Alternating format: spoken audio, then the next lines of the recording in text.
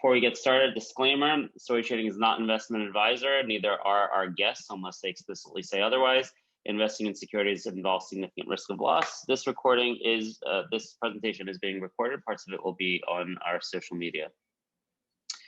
Before we get started with Dan, I want to point out we just relaunched our website, so the format's a little bit different. When you go to StoryTrading.com, you'll see a little hamburger menu on the top right, and then you can get to the VIP performance there and VIP events. We also have a sign up for our app, which is coming out in August. So make sure to go to StoryTrading.com and put your email address there to be first in line to get access to our new app. Lantern Pharma, LTRN, last trade 1509. Here's a chart so you guys can look at that. And there you go. Take it away, Dan. All right. So I don't know if do you read my newsletter, Ben? I get them. I have not read the one on Lantern.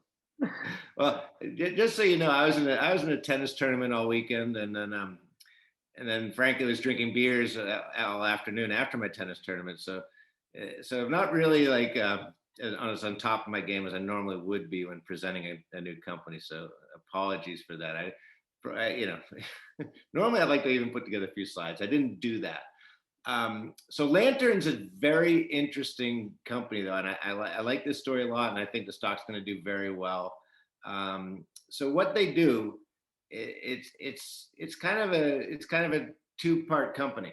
They have an artificial intelligence program called Radar, which is taking data points, from biomarkers and building a massive AI database that they can run drugs through this database to find basically biomarkers and diseases for drugs that have shown efficacy or potency, but may have been applied in the wrong drug, the wrong trial, the wrong kind of, it's all cancer, so oncology. So basically they're looking at drugs that have shown some potency but failed in phase 3, and they say, well, maybe we could figure out, in the past you used to have like one drug fit all. If you had prostate cancer, you do one drug. And now they're realizing there's multiple different variances of every one of these cancers, and some drugs work on some patients, not on others. Why is that? Well, let's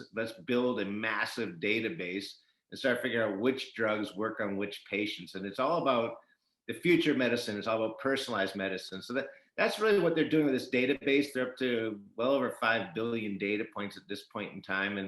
And they're one of the leaders in using AI for oncology drug development. And I think that platform alone is worth a lot. And then you look at but they're really a drug company at this time, because they did announce one partnership with a third party to help use their AI to direct that drug.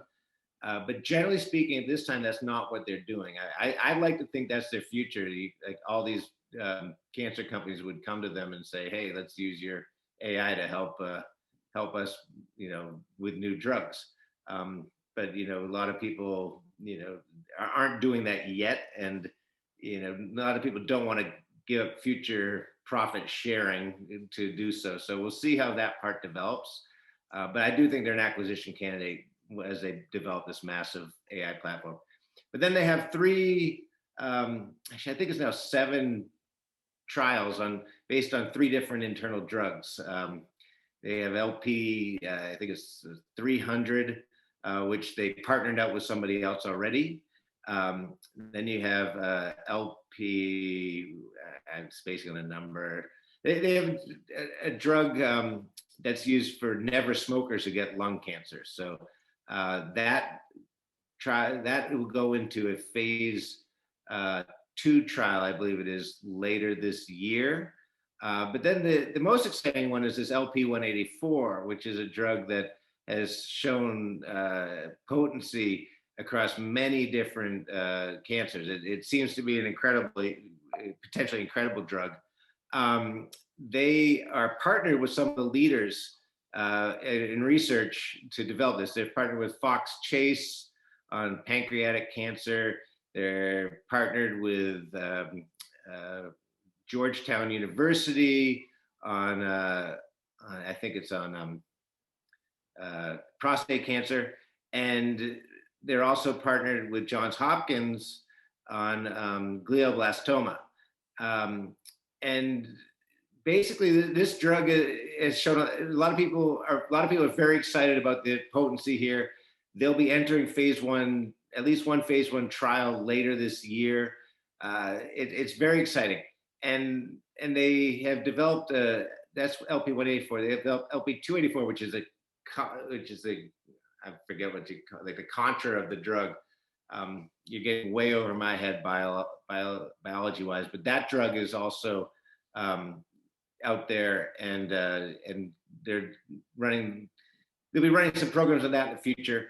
And then they started a ADC program, antibody drug conjugate program, using LP-184 and LP-284, and they expect to be in phase one in an ADC program later this year. So it's early stage biotech that has just raised a ton of money. They raised $72 million earlier this year. I think the market cap like 170-ish. So they're sitting on a pile of cash, like 5 years worth of cash.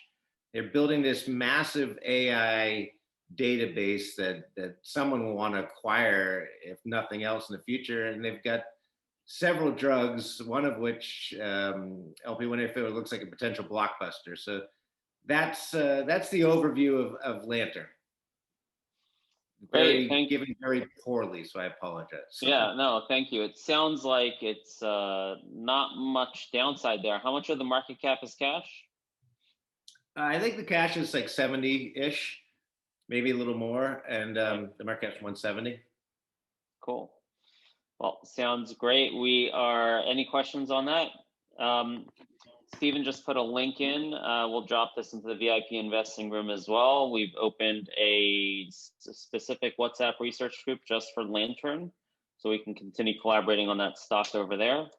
There were some good Seeking Alpha articles out recently on it as well that could probably provide a more coherent overview than I'm doing right now. Cool. All right. Well, yeah, we'll look for those and collaborate in that Lantern research group. Also want to point out here, here we go. A couple great comments on your newsletter. So you can get access to your weekly newsletter, Dan's weekly newsletter, from TW Research Group at twresearchgroup.com. Is that correct, Dan? Yeah, there's a sign up link on the homepage. My newsletter is free. Most of what I have on my site is free to read. You just got to sign up for it. I do have a premium membership where you basically get to know exactly what I'm buying and selling and what percent ownership is. And also I have a private chat room on Slack, which a couple of your guys are in. And there's a lot of smart people in there. There's a lot of good ideas being shared, and not just my ideas, but other people are free to share ideas in there. So that I think the chat room, frankly, is the biggest value add from premium membership. Awesome. Thank you so much, Dan, for that presentation. Make sure to follow us on StoryTrading, YouTube, StoryTrading, Twitter. Really helps us out, increase our reach. So appreciate it if you do that. And thank you very much, everyone. We will see you next week.